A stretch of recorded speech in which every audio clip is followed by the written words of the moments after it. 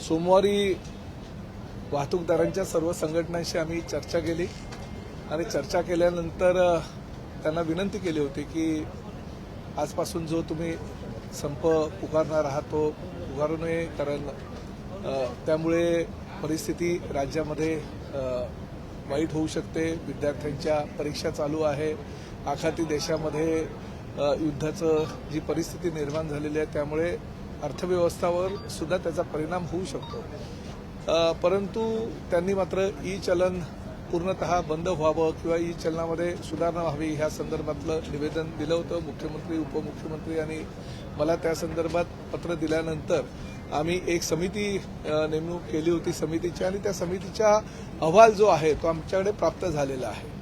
मी आजही काही वाहतूकदारांच्या प्रतिनिधींशी बोललो आणि त्यांना आजही मी आवाहन केलं की ह्या सगळ्या परिस्थितीमुळे राज्याची म्हणजे फार मोठ्या प्रमाणामध्ये काही मुंबईमध्ये काही प्रमाणात वाहतूक कोंडी होऊ शकते आणि जनजीवन जे आहे ते विस्कळीत होऊ शकतं। त्यामुळे माझ्या विनंतीला आपण मान द्यावा। त्यामुळे मी आज असा निर्णय घेतलेला आहे की काल माननीय मुख्यमंत्र्यांशी चर्चा झाली। चर्चेअंती जी समिती आम्ही नेमली होती त्या समितीचा अहवाल जो प्राप्त झाला आहे त्यावर पोलीस खातं आणि वाहतूक खातं म्हणजे आरटीओ डिपार्टमेंट यांचे समन्वय साधून अधिकाऱ्यांसह माननीय मुख्यमंत्र्यांनी परिवहन मंत्र्यांबरोबर एक बैठक घ्यावी आणि त्या बैठकीमध्ये योग्य तो निर्णय घ्यावा अशी विनंती केली आणि माननीय मुख्यमंत्र्यांनी ती विनंती मान्य केलेली आहे। त्यामुळे अधिवेशन संपल्यानंतर ताबडतोब त्या संदर्भात एक बैठक घेऊन वाहतूकदारांमध्ये आणि शासनामध्ये समन्वय साधण्याची भूमिका माझी राहील तशा प्रकारचं पत्र मी आत्ताच वाहतूकदार संघटनेच्या प्रतिनिधींना देतोय, जेणेकरून त्यांना आताही माझं आव्हान राहील की आपण जो पुकारलेला संप तो मागे घ्यावा आणि त्यामुळे समन्वय साधण्याचा प्रयत्न शासन आणि वाहतूकदारांच्या माध्यमातून आमचा अजूनही चालू आहे आणि निश्चितपणे त्याला यश येईल याची मला खात्री आहे। पण त्यांनी सांगितलंय की ज्या पद्धतीने खरं तर वर्षभरापासून या सगळ्या संदर्भामध्ये आम्ही पाठपुरावा करतोय, मात्र तिथून कुठल्याही पद्धतीचं एक गोष्ट मी तुम्हाला ह्या ठिकाणी सांगू इच्छितो की चलनाच्या माध्यमातून म्हणजे जे ई चलनावर त्यांचा मुख्य आक्षेप आहे, ई चलनाच्या माध्यमातून शासनाचा महसूल वाढावा ही भूमिका शासनाची नाही। फक्त वाहतूकदारांना शिस्त लावावी, त्यांनी योग्य प्रकारे वाहतूक करावी, नियमाचं पालन करावं, काटेकोरपणे पालन करावं, जेणेकरून सर्वसामान्य लोकांना त्याचा त्रास होणार नाही ही भूमिका शासनाची आहे। ई चलनाच्या माध्यमातून मिळणाऱ्या उत्पन्नातून काय शासन त्याचा विनियोग आपल्या अर्थसंकल्पीय कामामध्ये करून तो काही वापर करत नाही, परंतु त्यांचा गैरसमज असा झालेला आहे की ई चलन हे महसुलाचं त्यांनी उत्पन्नाचा एक स्रोत निर्माण केलेला आहे। ही सुद्धा वस्तुस्थिती आहे की ई चलनामध्ये ट्रॅफिक डिपार्टमेंट आणि आरटीओ डिपार्टमेंट हे दोन्ही डिपार्टमेंट असतात आणि त्यांचंही काही ठिकाणी म्हणणं जे आहे ते योग्य आहे, काही काही ठिकाणी त्याचा अतिरेक होत असतो हे आम्ही सुद्धा मान्य केलेलं आहे बैठकीमध्ये।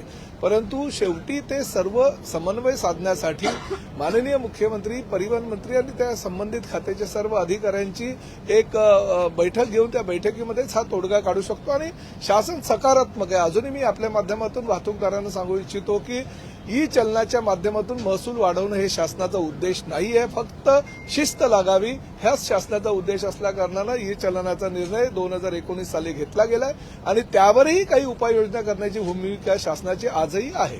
नावं कधी जाहीर होणार राज्यसभेची? दोन्ही नावं जाहीर होत नाहीये राज्यसभेसाठी ते होईल। अनेक खासदारांनी, आमदारांनी ह्या संदर्भात तक्रारी केलेल्या आहेत। जे चेकपोस्टवर आहे ते चेकपोस्ट खरं तर शासनानं पूर्णतः बंद करण्याचा निर्णय घेतलेला आहे। अदानी कंपनीला ते चेकपोस्ट चालवायला दिलेले असल्याकारणानं अदानी कंपनीबरोबर, कारण त्यांनी त्या ठिकाणी खर्च केलेला आहे चेकपोस्टवर, तो खर्चाची भरपाई ते शासनाकडून मागतायत आणि ते अवाढव्य आहे, म्हणजे फार मोठ्या प्रमाणात आहे। त्यांच्याबरोबर निगोशिएशन शासनाचं चालू आहे, परंतु माननीय मुख्यमंत्र्यांची आणि परिवहन खात्याची स्पष्ट भूमिका आहे की ते चेकपोस्ट सगळे बंद व्हावे आणि बंद करण्याच्या संदर्भात उपाययोजना चालू आहे।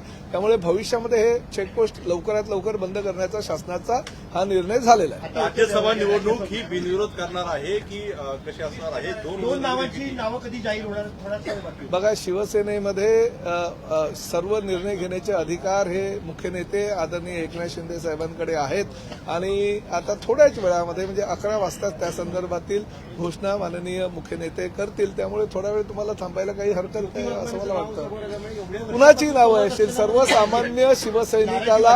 सर्वसामान्य शिवसैनिकाला उमेदवारी देण्याची भूमिका शिवसेनेची आधीपासून आहे. जो शिवसैनिक संघटनेला बळ देईल, ताकद देईल, संघटना वाढवण्यासाठी प्रयत्न करेल, त्यांनी अहोरात्र परिश्रम करून संघटना वाढवण्यासाठी आणि एकनाथ शिंदे साहेबांचे हात बळकट करण्याची भूमिका ज्या शिवसैनिकांनी घेतलेली आहे त्याला उमेदवारी मिळेल एवढं नक्की.